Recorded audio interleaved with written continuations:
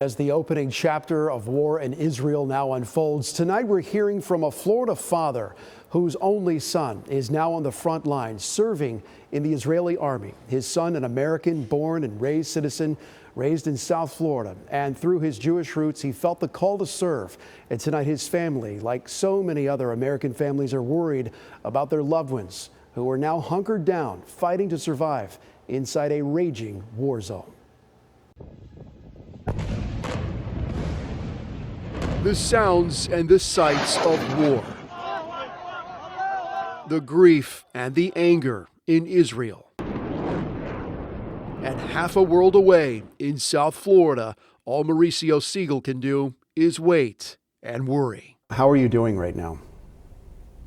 I mean, we're all knowing that we have to continue with our lives here and going through the regular process of going to work, going to school, whatever, but our hearts and our minds are not here. They're in Israel. His is the kind of worry only a parent knows, fearing for his only son, a Jewish American now fighting in the Israeli army. We found out this morning that his unit was being deployed down to Gaza, so, we're all freaking out.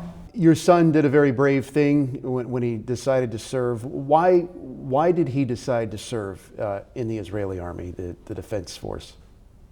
He felt it in his heart that he needed to be there. He needed to go and learn and be part of Israel. He said every time we went, we'd go visit, he felt he was home. He felt that that's where he belonged. He felt ties to Israel. Even though we've never lived there, but he felt that it was his homeland, which it is. It's a homeland for all Jews throughout the world. We're very proud of him for wanting to serve. We're very proud of him for wanting to defend Israel and be part of a bigger thing in life. But we're still very worried. He's our little boy. But the last thing he said to us was, "No news is good news, and I'll text you guys when I can."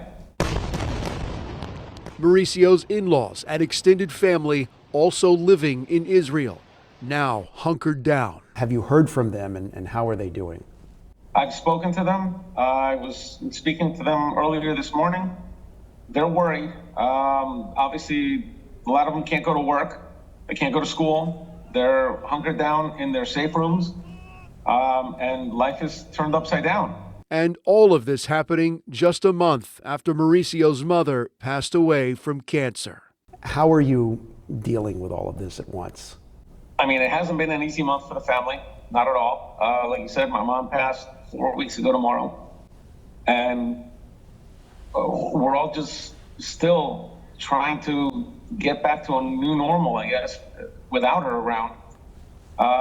And we're praying that she's there taking care of my son. During the day, you got to do what you got to do. Yeah, every now and then a thought enters your mind and you break down totally. I was driving to work earlier today. I just had to pull over. So I just broke down. 5 minutes, collect yourself, keep going. And you have to keep going like that. And the days just move like that. You keep going. And Mauricio asked us not to use his son's name or show any pictures of him out of concern for his safety and the safety of his unit.